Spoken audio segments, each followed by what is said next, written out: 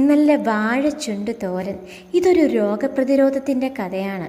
എവിടെ വാഴച്ചുണ്ട് കണ്ടാലും അതൊന്ന് തോരൻ വെക്കാൻ കൊതിക്കുന്നവരുണ്ടെങ്കിൽ തീർച്ചയായും ഈ വീഡിയോ കാണണം.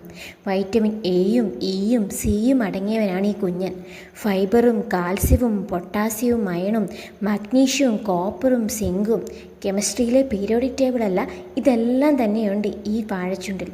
BP ബാലൻസ് ചെയ്യാനും ഡൈജഷൻ ഈസിയാക്കാനും ബ്ലഡ് ഷുഗർ കൺട്രോൾ ചെയ്യാനും എന്തിനു വേണ്ട ആവർത്തന സമയത്തെ മൂഡ് സ്വിങ്സ് വരെ കുറയ്ക്കാൻ സഹായിക്കും. നിങ്ങൾക്ക് ഹീമോഗ്ലോബിൻ്റെ കുറവുണ്ടോ? ഒന്നും നോക്കണ്ട, തൊടിയിൽ നിന്നോ മാർക്കറ്റിൽ നിന്നോ ഒരു വാഴച്ചുണ്ട് വാങ്ങിച്ച് തോരൻ വെച്ചങ്ങ് കഴിച്ചോ.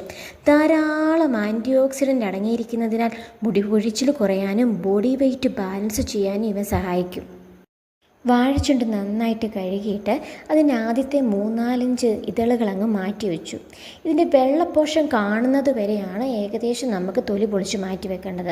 അതിനുശേഷം നന്നായിട്ട് അങ്ങോട്ട് കൊത്തി അരിഞ്ഞു. ഇതിൻ്റെ പൂവും കൂടെ അരിഞ്ഞെടുക്കാം കേട്ടോ. ഞാൻ ഇതിൻ്റെ പൂവ് തൽക്കാലം മാറ്റി വെച്ചിട്ടുണ്ട്, അവസാനം അരിഞ്ഞ് ചേർക്കാൻ വേണ്ടി. ഇത് ഈ കാണുന്ന പോഷൻ വരെ നമുക്കറിയാം. ഈ ഒരു പോഷൻ അരിഞ്ഞ് ചേർക്കുവാണെങ്കിൽ ശരിക്കും ഇച്ചിരി കമർപ്പ് കൂടുതലായിരിക്കും. സോ അത് വിട്ടിട്ടുള്ള ബാക്കിയുള്ള എല്ലാ പോഷനും അരിഞ്ഞിട്ടുണ്ട്. പൂവും നമുക്കിതുപോലെ അരിഞ്ഞ് ബാക്കി കൂടെ ചേർക്കാം.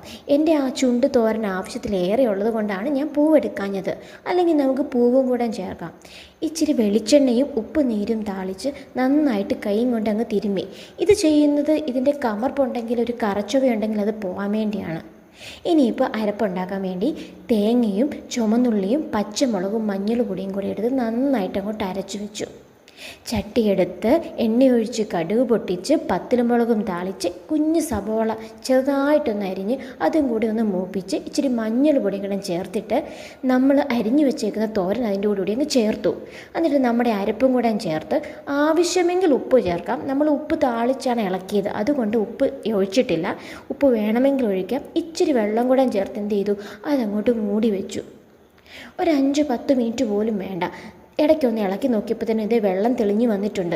ആ വെള്ളം ഒന്ന് പറ്റണം. കുറച്ച് നേരം കൂടെ ഒന്ന് അടച്ചു വെച്ചു നോക്കിയപ്പോൾ ഇതേണ്ട് വെള്ളമൊക്കെ അങ്ങ് പോയിട്ടുണ്ട്. നന്നായിട്ട് നല്ല ചുണ്ട് തോരൻ്റെ മണം അങ്ങോട്ട് വരുന്നുണ്ട്. നല്ല ചൂട് ചോറിൻ്റെ കൂടെ ഈ ചുണ്ട് തോരനും കൂടെ കൂട്ടി അങ്ങ് ചോറുണ്ടാകും. ആഹാ, എന്താ ടേസ്റ്റ്!